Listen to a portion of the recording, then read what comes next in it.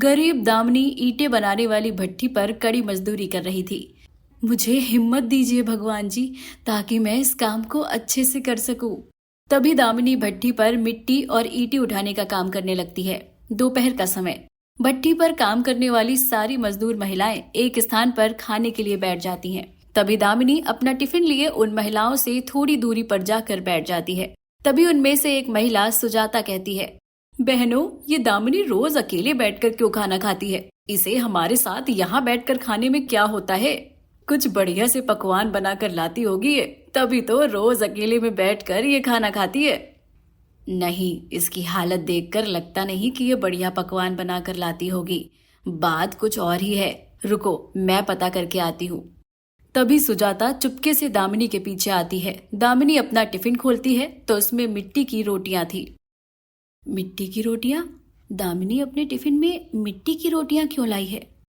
उदास मत हो दामिनी, भले ही तेरे भाग्य में ये मिट्टी की रोटी खाना लिखा है, पर जब तू ये मिट्टी की रोटी खाती है तो ही तेरा परिवार अच्छा खाना खा पाता है। दामिनी मिट्टी की रोटियां खाने लगती है। ये दामिनी पागल तो नहीं है? भला मिट्टी की रोटी कौन खाता है? तभी सुजाता दामिनी के पास आती है। अरे दामिनी, तू मिट्टी की रोटी क्यों खा रही है? तू पागल है क्या? सुजाता को देखकर दामिनी दंग रह जाती है। सुजाता बहन, मैं रोज मिट्टी की रोटी खाती हूँ। क्या? पर क्यों? ये बड़ी दुख भरी कहानी है सुजाता बहन।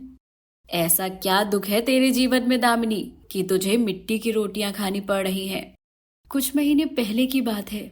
दामिनी एक छोटे से झोपड़े घर में मिट्टी के चूल्हे पर खाना बना रही थी। उसके घर में उसकी 2 छोटी बेटियां साक्षी, पायल और बूढ़ी बीमार सास मेनका चारपाई पर पड़ी थी। मेनका एक बीमारी से जूझ रही थी।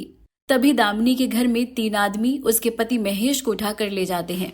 महेश के दोनों हाथों और दोनों पैरों पर पट्टियां बंधी थी। मेरे बच्चे, ये क्या हो गया तुझे? महेश जी, क्या हुआ आपको? ये पट्टियां, ये सब क्या है महेश जी? महेश भाई ऊंची इमारत पर काम कर रहे थे, तभी अचानक लकड़ी की पाल टूटने से ये ऊंची इमारत से नीचे गिर गए, जिसके बाद इनके दोनों हाथ और पैर जीवन भर के लिए बेजान हो गए। ये सुनकर सब दंग रह जाते हैं। महेश जी, ये क्या हो गया?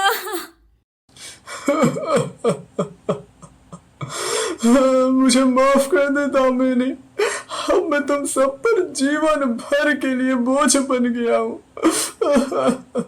महेश के साथ हुए हादसे के बाद दामिनी और उसके परिवार वाले खूब रोने लगते हैं। कुछ दिनों बाद, माँ जी, घर में राशन नहीं है और ना ही पैसे हैं, अब क्या बनाऊं मैं खाने में? पैसे तो मेरे पास भी नहीं है। महेश ही परिवार में कमाई का एकमात्र जरिया था, पर अब वो भी अपाहिज हो चुका था। अब मुझे ही बाहर जाकर कहीं काम करके पैसे कमाने होंगे, क्योंकि महेश जी से तो अब कोई काम होगा नहीं। तभी दामिनी गांव में काम की तलाश में निकल पड़ती है, तो उसे एक ईंटें बनाने वाली भट्टी पर 100 रुपए रोज मजदूरी का काम मिल जाता है और वो उसी समय से भट्टी पर कड़ी मजदूरी करने लगती है। रात तक मेहनत करने के बाद दामिनी को उसकी मजदूरी के पैसे 100 रुपए मिल जाते हैं। सच कहते हैं लोग, पैसा कमाना बड़ा ही मुश्किल काम होता है। महेश जी सालों से इस तकलीफ को अकेले झेलकर हम सबके बेहतर जीवन के लिए कितना संघर्ष करते थे और हमें कभी उनके संघर्ष का एहसास ही नहीं होता था। तभी दामिनी थोड़ा राशन लेकर घर आती है और खाना बनाकर सब थोड़ा थोड़ा खाना खाकर अपनी भूख मिटाते हैं। दादी माँ, मैं आपको दवाई दे देती हूँ। पायल अपनी दादी के दवाई के डिब्बे को खोलकर देखती है तो उसमें दवाई नहीं थी। अरे दादी माँ, आपकी दवाई तो खत्म हो गई है। माँ जी को तो रोज दवाई लेना बहुत जरूरी है। अब क्या करें? अगर माँ जी को दवा नहीं मिली तो माँ जी की तबीयत बहुत ज्यादा खराब हो जाएगी। कोई बात नहीं बहू, मुझे कुछ नहीं होगा। मेरे पास तो पैसे भी नहीं हैं। मैं मेडिकल शॉप से उधार दवाई मांग कर लाती हूँ। तभी दामिनी गांव में एक मेडिकल शॉप पर आती है और वहां से उधार दवाई मांगने लगती है, पर शॉप वाला उसे उधार दवाई देने से मना कर देता है। ये तो उधार दवाई देने से मना कर रहा है। तभी दामिनी घर चली जाती है। अगले दिन दामिनी फिर भट्टी पर आकर कड़ी मजदूरी करने लगती है।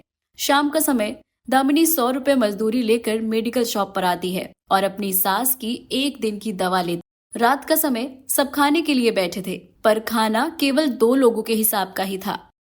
खाना तो बहुत कम है, अब क्या करूं? दामिनी, तुम नहीं खा रही हो खाना? अगर मैं सबके साथ खाना खाने बैठ गई तो इतने से खाने में किसी का भी पेट नहीं भरेगा। जी वो क्या है ना, आज भट्टी पर कुछ मजदूर महिलाओं के साथ बैठकर मैंने बहुत सारा खाना खा लिया। मुझे भूख नहीं है, आप खा लीजिए। इसी तरह दिन प्रतिदिन बीतने लगे।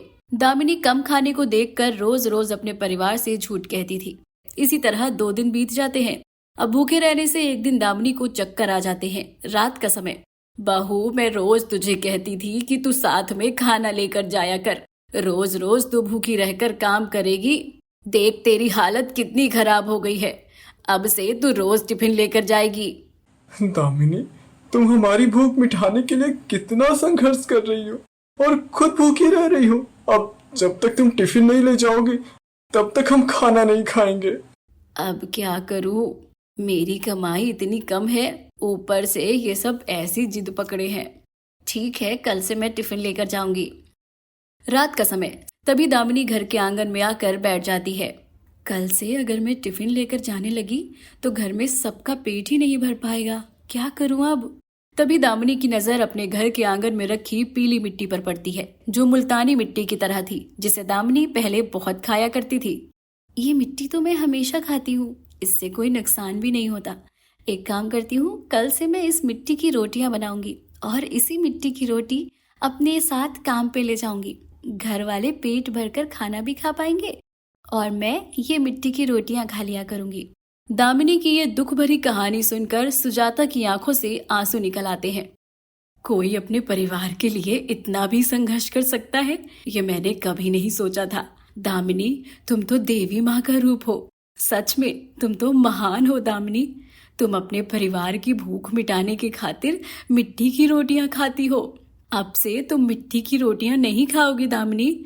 अब हम सब मजदूर महिला तुम्हें अपने हिस्से से रोज 1-1 रोटी देंगे और भट्टी के मालिक से हम विनती करेंगे कि वो तुम्हें 300 रुपए रोज मजदूरी दे, ताकि तुम्हारे जीवन में आई ये गरीबी परेशानी सब दूर हो जाए।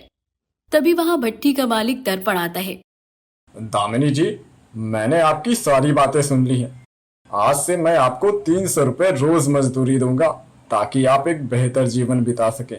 ये सुनकर दामिनी भट्टी के मालिक और सुजाता का धन्यवाद करती है। उसके बाद सारी मजदूर महिलाएं रोज दामिनी के साथ टिफिन खाकर उसे अपने हिस्से से खाना देने लगी और भट्टी का मालिक अब दामिनी को 300 रुपए रोज से मजदूरी देने लगा, जिसके बाद दामिनी खुशी खुशी अपना जीवन बिताने लगी।